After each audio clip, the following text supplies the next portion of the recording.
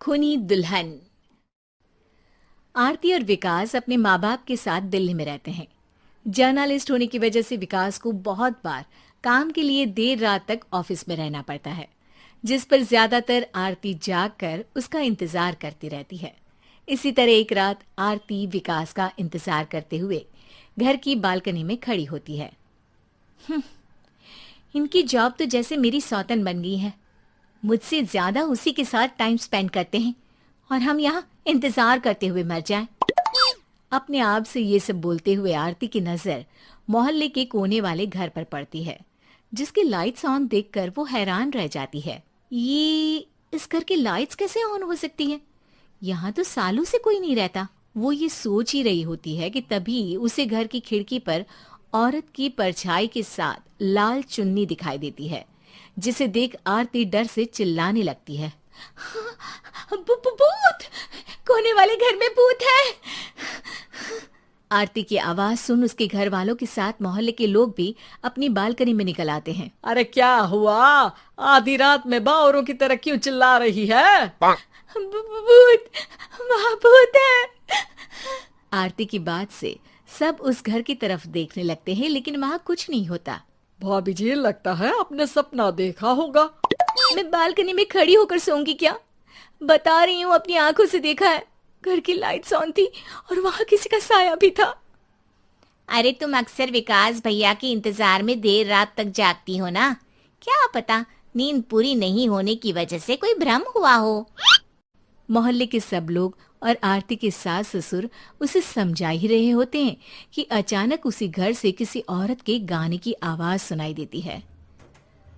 आजा ओ मेरे प्रियतम, आजा। आवाज सुन सब हैरानी और कंफ्यूजन से उस घर की तरफ देखने लगते हैं कि तभी उन्हें लाल जोड़े में औरत का साया वहां दिखता है, जिसे देख पूरा मोहल्ला सकते में आ जाता है। अरे ये तो कोई दुल्हन है। अरे नहीं नहीं, भूत नहीं है। अरे फिर तो पक्का तेरी दुल्हन है। अरे नहीं नहीं, वो तो मायके गई है। हद है, पहले इससे निपट ले, बाद में इस पर डिस्कशन कर लेना। बड़ा भ्रम बोल रहे थे ना, अब फटी ना सबकी। और नहीं नहीं, मैं किसी से नहीं डरता भाभी जी। भूत जैसा कुछ नहीं होता। या तो इस घर के मालिक यहाँ आ गए हैं, या फिर किसी ने खाली घर देखकर कब्जा कर लिया है। हमें वहां जाकर देखना चाहिए। बात में लॉजिक मानकर सब बाहर इकट्ठा हो जाते हैं कि तभी विकास भी वहां पहुंच जाता है। क्या बात है? इतनी रात को पूरा मोहल्ला यहाँ कैसे? भूतिया दुल्हन की वजह से। क्या तुम्हारे अलावा भी कोई दुल्हन भूतिया हो सकती है? इस भूतनी का किस्सा निपटने दो, फिर तुम्हें अपनी भूतनी दिखाती हूँ। अब सारे लोग मिलकर विकास को पूरी बात बताते हैं, जिसे सुन वो भी उनके साथ जाने के लिए तैयार हो जाता है। जिसके बाद वो सब डरते हुए उस घर के सामने जाकर खड़े हो जाते हैं। तुम सब यहीं रुको, मैं अंदर जाता हूँ। अकेले जाओगे? अरे नहीं नहीं, आप सबकी नकली भूतनी भी तो होगी ना मेरे साथ। कैसा मजाक कर रहा है यार। रुक, मैं चलता हूँ साथ में। क्या मैं चलता हूँ? ये क्या गोवा घूमने जा रहे हैं जो मैं भी साथ चलता हूँ? कहीं नहीं जाओगे तुम, यहीं मेरे पास खड़े रहो। बहू सिचुएशन समझो। हाँ, घर जाकर सुना लेना। हे भगवान, मम्मी तुम किसकी मम्मी हो? ओ, इन्हें सब कुछ अभी करना है क्या? नहीं, यहाँ पंचायत बिठा देते हैं आपके परिवार के लिए। इस पर मामला शांत करके अब वो लोग इधर उधर से घर के अंदर झांकने की कोशिश करते हैं। उन्हें घर के अंदर लाल जोड़ा, सिंदूर और मंगलसूत्र के साथ चारों तरफ खून बिखरा हुआ दिखता है। इसे देखकर सबकी हवाइयां उड़ जाती है। भाई ये सब क्या है? अब तो मुझे भी डर लग रहा है। आ गए मरने, अब तुम्हें मुझसे कौन बचाएगा? उस नजारे के साथ सोने पर सुहागे की तरफ भूतनी की आवाज सुन वो सब तुरंत वहां से भाग खड़े होते हैं। ये सब क्या था? अब हम क्या करेंगे? हमारे मोहल्ले में भूतनी आ गई जो सबको मारना चाहती है। ओ भाभी जी, मैं फिर बोल रहा हूँ, भूतनी जैसा कुछ नहीं होता। मुझे तो पक्का यकीन है कि यहाँ किसी गलत इंसान ने गलत काम करने के लिए कब्जा कर लिया है और लोगों को घर से दूर रखने के लिए ये सब कर रहा है। तुम इतने यकीन के साथ कैसे बोल सकते हो? फिल्मों में ऐसे ही तो दिखाते हैं। हे भगवान, ये फिल्म नहीं, ये रियल लाइफ है। हमें शांति से कुछ सोचना चाहिए। सब हमारे घर चलो। सब आरती के घर में इकट्ठा हो जाते हैं।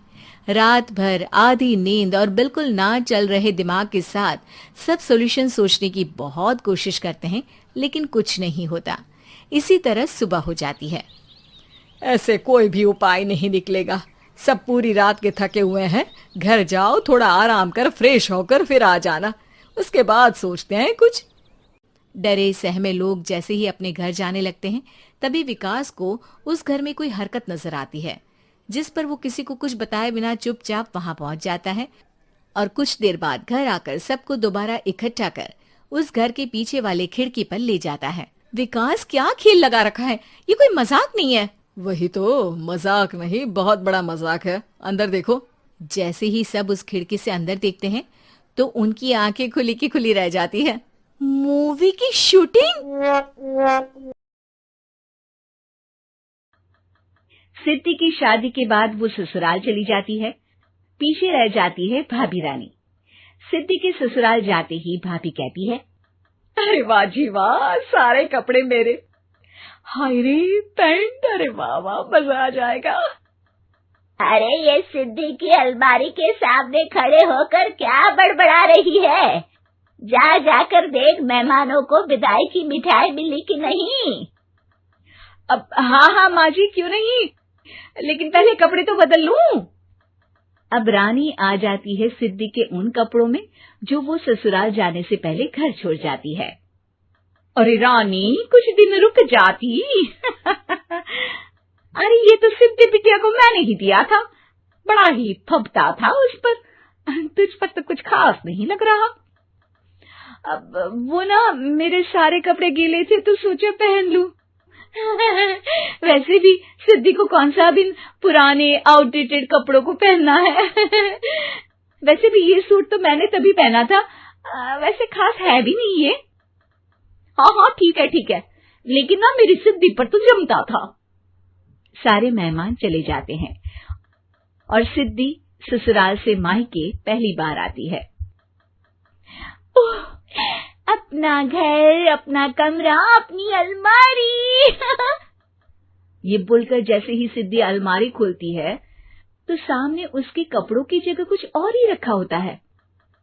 माँ, ओ माँ, जरा कमरे में तो आना। सास और रानी वहां पहुंच जाते हैं। रानी ने पहनी होती है सिद्धि की जींस और टी शर्ट। अरे भाभी, ये क्या? ये तो मेरी बड़ी ही महंगी टी शर्ट है, इसे आपने घर में क्यों पहनी है? अरे बहुत मिलती है दीदी ये चौक की मार्केट में, 150 में। ओ भाभी प्लीज, ये एरोपोस्टल है, 2000 की एक टी शर्ट। ओहो, 2000 में तो दीदी 4 साड़ी आ जाए। अब क्या बोलूं भाभी, ये मेरी अलमारी में छोटू के कपड़े, तो मेरे कपड़े कहाँ हैं? मेरी अलमारी में। अब दीदी आपको कौन से पुराने कपड़े पहनने थे? माना भाभी, लेकिन मैं जब घर आती तो यही सब पहनती ना। अरे तुम तो बड़ी कंजूस हो दीदी।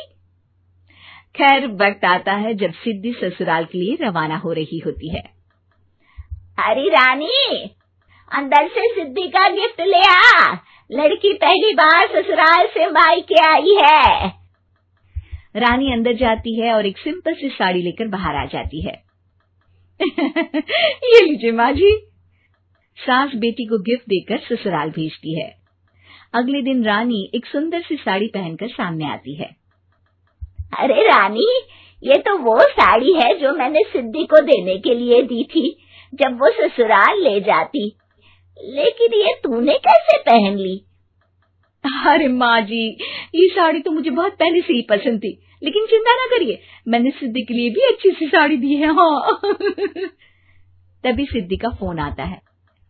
क्या माँ, कुछ अच्छा तो दिया होता ससुराल ले जाने के लिए। अरे पहले दिखा दिया होता।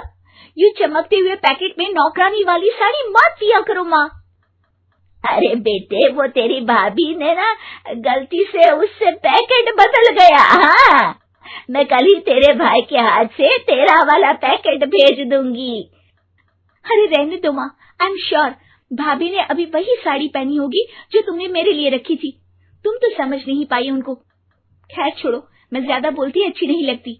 रहने दो, आपको उन्हीं के साथ रहना है, फिर बात करेंगे। सास को रानी पर गुस्सा आ जाता है। वो उसके कमरे में जाती है जहाँ वो शादी का एल्बम देख रही होती है। रानी, मार्केट जाकर एक ऐसी ही साड़ी लेकर आ। कल प्रतीक जाकर सिद्धि के घर दे आएगा। अरे क्यों माँ जी, कितनी साड़ी देनी है दीदी को? यहाँ कोई सेल लगी है क्या? अरे चुप कर, मेरे बेटी के हिस्से की साड़ी खुद पहन ली, अब ज्यादा ज्ञान बांट रही है। एक दिन सिद्धि का फोन आता है। माँ, मेरी सास ने आप सबको खाने पर बुलाया है। सारे लोग सिद्धि के ससुराल पहुँचते हैं। खाना खाकर वो लोग निकल रहे होते हैं कि सिद्धि की सास सभी को गिफ्ट देती है। अरे बहन जी, बेटी के घर का खाना खा लिया, यही बहुत है जो आप ऊपर से गिफ्ट भी दे रही है। अरे बहन जी, आप भी कहाँ इन बातों पर विश्वास कर रही हैं। सास सभी को गिफ्ट देती है, लेकिन रानी को जो साड़ी देती है वो अजीब सी हरे रंग की लाल रंग की बड़ी छाप वाली होती है। अरे छी, ये कौन पहनेगा? सासू माँ को तो जरी वाली इतनी सुंदर, और मेरे लिए ये नौकरानी वाली। अरे भाभी, दरअसल मैं जब भी घर आती थी आप वापसी में ऐसी ही साड़ी देती थी ना, तो माँ ने सोचा कि आपको आपकी पसंद की ही साड़ी क्यों ना दी जाए। बेचारी रानी, बोलती भी तो क्या। सिद्धि और सास रानी का चेहरा देखकर हंसने लगती है, तो रानी समझ जाती है कि अपने ही बिछाए जाल में वो फंस चुकी है। बड़ी बहू वर्षा हर काम में बहुत तेज थी, वहीं छोटी बहू हर्षा हर काम आराम से करती। वर्षा को अपनी तेजी पर बहुत घमंड था। वो बात बात पर हर्षा को ताना मारा करती। एक दिन वर्षा किचन में खाना बना रही होती है और हर्षा से कहती है, देवरानी जी, इतना धीमे धीमे खाना बनाओगी तो लोग भूख से मर जाएंगे। पिछले जन्म में कछुआ थी क्या? मेरा तो पता नहीं, आप बहुत तेज हो। आप पिछले जन्म में घोड़ा थी क्या? वर्षा आराम से चली जाती है। खाना खाने के बाद वर्षा का पति गौतम, हर्षा का पति लोकेश और उनके माता पिता बैठकर टीवी देख रहे होते हैं। तभी सास कहती है, अरे रामायण लगा दो हर्षा। हर्षा धीरे धीरे चैनल बदलती है। जब तक रामायण के चैनल पर पहुंचेगी रावण मर भी चुका होगा। हाँ बेटा हर्षा, जल्दी लगा देना, राम भगवान के दर्शन कर लूं। जी लगा तो रही हूँ। इतना स्लो? सासू माँ इतने में तो अयोध्या जाके राम भगवान के दर्शन कराएंगी। सब वर्षा की बात पर हंसने लगते हैं। वर्षा हर्षा के हाथ से रिमोट लेकर रामायण लगा देती है। हर्षा बुरा नहीं मानती और वो भी हंसते हुए वहां से चली जाती है। एक दिन हर्षा खाना खा रही होती है, तभी वर्षा वहां आके कहती है, अरे कितना धीमे धीमे खा रही हो, इतने में तो शादी में 100 लोग खाना खा लेते। आधे घंटे से खाना खा रही हो तुम। अरे खाने को चबा चबा कर खाना चाहिए। हाँ हाँ, आप तो चबा के भी खाती हो और दबा के भी। अरे आपको मेरे धीरे खाने से दिक्कत है या ज्यादा खाने से? अरे आप धीमे खाओ या ज्यादा खाओ, मुझे क्या। बस मैं ये कहने आई थी कि सुबह कुछ मेहमान आ रहे हैं, जल्दी उठ के खाना बना लेना, देर मत करना। साथ में बनाते हैं ना। तुम्हारे साथ बनाऊंगी तो स्पीड को 5वें गियर से पहले गियर पर ले आना पड़ेगा। अरे भाई, तुम्हारे साथ रहकर तो मेरी तेज रफ्तार पर भी असर पड़ेगा और मैं भी तुम्हारी तरह हौले हौले काम करने लगूंगी सब। ठीक है, मैं पराठे बना लूंगी और सब्जी बना लूंगी। आप चपाती बना लेना और दाल बना लेना। हाँ हाँ ठीक है, पर अलग अलग ही बनाएंगे। अगले दिन हर्षा जल्दी उठ के काम करने लगती है और वर्षा सुबह उठ के ये सोच के वापस सो जाती है कि काम तो वो तेज कर ही लेती है। अगर थोड़ी देर सो भी जाएगी तो भी हर्षा से पहले तो काम निपटा ही लेगी। हर्षा, बेटा आज भगवान के लिए थोड़ा जल्दी हाथ चलाना। हाँ, मेहमान आने ही वाले हैं। जी हाँ माँ, आटा गूंद लिया है, आलू उबल रहे हैं, पराठे बनाने ही वाली हूँ, फिर सब्जी भी बना लूँगी। इतने में ही वर्षा वहाँ आ जाती है। माँ जी, मेरा तो आप टेंशन ही मत लो, अभी उठी हूँ, लेकिन देखना खाना फटाफट राजधानी एक्सप्रेस की स्पीड से बना दूंगी। इतने में ही मेहमान आ जाते हैं। आइए आइए आइए, खाना बन ही रहा है, चाय बनवा लेती हूँ पहले आपके लिए। सास किचन में आती है।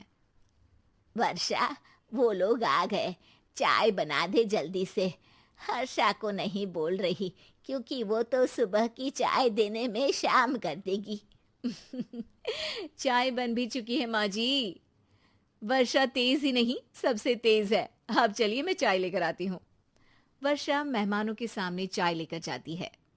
ये हमारी बहू है वर्षा, तेज वर्षा कहते हैं इसको। हर काम में इतनी तेजी रखती है जैसे मिल्खा सिंह भाग रहा हो। अरे वाह वाह, फिर तो खाना भी जल्दी मिलेगा हमको। हाँ हाँ, आप चाय नाश्ता खत्म कर लेंगे, उसके पहले ही वर्षा जल्दी से स्वादिष्ट खाना भी लेकर आ जाएगी। वादा तो कर लिया जल्दी खाना देने का, आपकी चपाती भी नहीं बनी और दाल भी नहीं उबली। फिर भी तुमसे पहले काम खत्म हो जाएगा मेरा। तुम्हारी तरह नहीं हूं, घड़ी की सबसे पतली सुई की जैसी धीमे धीमे धीमे काम करती हो तुम। बस वर्षा अपने तेज हाथों से दाल कुकर में चढ़ाती है और आटा निकाल के गूंथने लगती है। थोड़ी देर में कुकर की तेज सीटी बजती है और वर्षा का हाथ डोल जाता है। आटे में पानी ज्यादा पड़ जाता है। अरे रे, आटा तो ज्यादा गीला हो गया। वर्षा जब रोटी बेलने लगी तो एक भी रोटी गोल नहीं बन रही थी। कोई रोटी श्रीलंका के नक्शे जैसी थी तो कोई रोटी ऑस्ट्रेलिया के नक्शे जैसी बनती। वर्षा चिढ़ जाती है। कुकर फिर से जोर से सीटी मारता है। सास बाहर से आवाज देती है। वर्षा बेटा, आज स्पीड थोड़ी कम लग रही है, टाइम और लगने वाला हो तो बता दो बेटा। वर्षा को ये बात सुनकर बहुत बुरा लगता है। वो सोचना भी नहीं चाहती थी कि कभी उसकी तेजी पर कोई सवाल उठेगा। वहीं हर्षा धीमे धीमे अपना काम करती रहती है। वर्षा दाल बनाते वक्त भी इतनी घबरा जाती है कि जल्दबाजी में दाल में नमक ज्यादा गिर जाता है। वर्षा का खाना फिर भी हर्षा से जल्दी तो बन जाता है और जब खाना मेहमानों के सामने लगता है तो सब हर्षा के खाने की तारीफ करते हैं। अरे पराठी तो कमाल की बनी है और सब्जी भी। बस दाल में नमक थोड़ा इधर उधर हो गया है। वर्षा को बहुत शर्म आती है और वो नीचे सर करके खड़ी रहती है।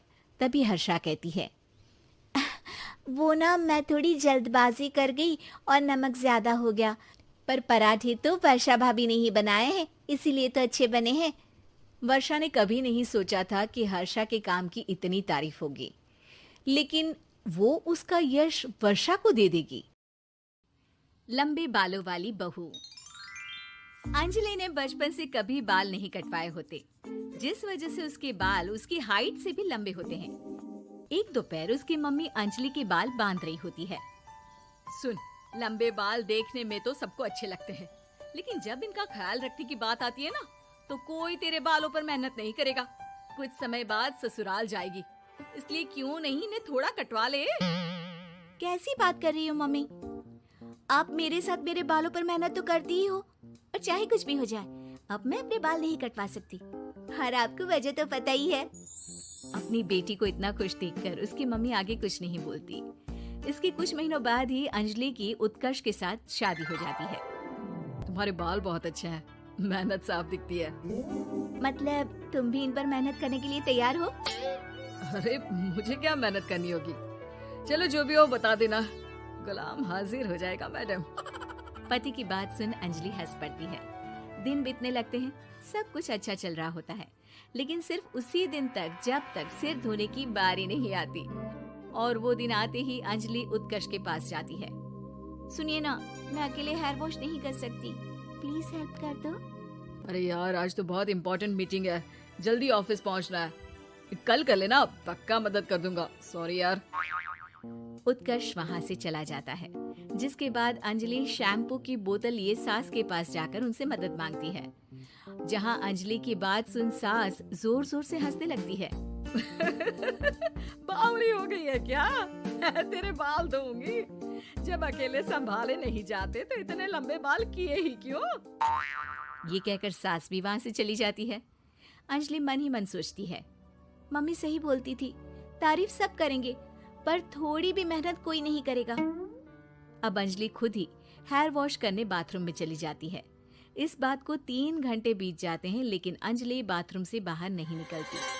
सास बाथरूम का दरवाजा खटखटाती है। अरे ओ महारानी, अंदर घर बसाने का प्लान है क्या? यहाँ सारे काम पड़े हैं, तेरे बालों की वजह से हम क्या भूखे मर जाएं? सास की आवाज सुन अंजलि अगले ही पल बाहर निकल आती है, लेकिन सही तरीके से सिर नहीं धुलने पर उसके आधे बालों में शैम्पू और बाकी बालों से पानी बह रहा होता है। हाय नास पीटी, इतने घंटे लगा दिए फिर भी इन्हें ठीक से धो कर नहीं आई। अब क्या सारे घर में पानी पानी करती घूमेगी? अरे कहीं मुझे ही ना गिरा दियो। आज तक कभी अपने आप हेयर वॉश नहीं किया, हमेशा मम्मी हेल्प कर देती थी, इसलिए टाइम लग गया। अंजलि और उसके बालों से टपक रहे पानी का हाल देख सास अपनी ही जान बचाने के लिए बहू को दोबारा बाथरूम में ले जाकर उसका अच्छी तरह हेयर वॉश कर बालों का पानी निकाल देती है। अब जल्दी काम पर लग जा, और मुझे दोबारा इस घर में तेरी जुल्फों का टंटा नहीं चाहिए। सास की बात मानकर अंजलि चुपचाप काम पर लग जाती है। इसी तरह दिन बीतने लगते हैं, जिसमें अब अंजलि हेयर वॉश के लिए आधे दिन का समय लेकर अपने घर आने लगती है, पर सास को इससे भी दिक्कत हो जाती है, जिसके चलते धीरे धीरे अंजलि के लिए अपने बालों का ख्याल रखना मुश्किल होने लगता है। न तेल लग रहा है, न समय से हेयर वॉश हो रहा है, और बालों में कंघा घुमाए तो हफ्ते बीत जाते हैं।